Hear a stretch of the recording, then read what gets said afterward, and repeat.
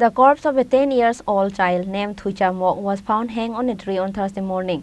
The Khorang police arrived in the village after they got the information on Thursday morning.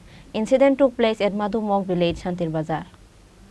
On Thursday, the Deobdaru outpost police has got the information regarding the corpse of a 10-year-old child named Thuicha Mog was found hanged on a tree on Thursday morning. The Khorang and Deobdaru outpost police has arrived in the village after they got the information on Thursday morning. The corpse was sent to Zulaiberry Hospital for the post-mortem by the police. গতকালকে আমাদের দেবদারু আউটপোস্টে একটা information আছে প্রতিশরী মধুমুখ পাড়াতে একটা 10 বছরের বাচ্চা suicide করছে দেওয়া খবর। অ্যাকর্ডিংলি খবরের ভিত্তিতে আমার ওসি দেবদারু এবং এখানের এএসআই সহকারী অন্যান্য স্টাফ সহ ঘটনাস্থলে যায় এবং গিয়ে দেখতে পারে যে তারা ওই বাচ্চাটাকে ইয়ে থেকে নামাই লিছে।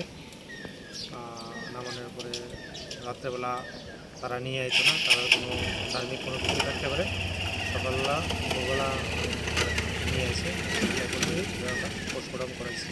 স্যার, মৃত্যুর কোনো রহস্য আছে কি? এখনও তো আন্ডার ইনভেস্টিগেশন, আমরা একটা কেস নিছি, তদন্ত শুরু করছি। যে মারা গেছে এর নাম থুইচা মগ, বাড়ি হয়েছে মধুমুখ পাড়া। However, the police are now investigating the case on how and why did the 10-year-old child passed away. Bureau Report, Chini Khorang.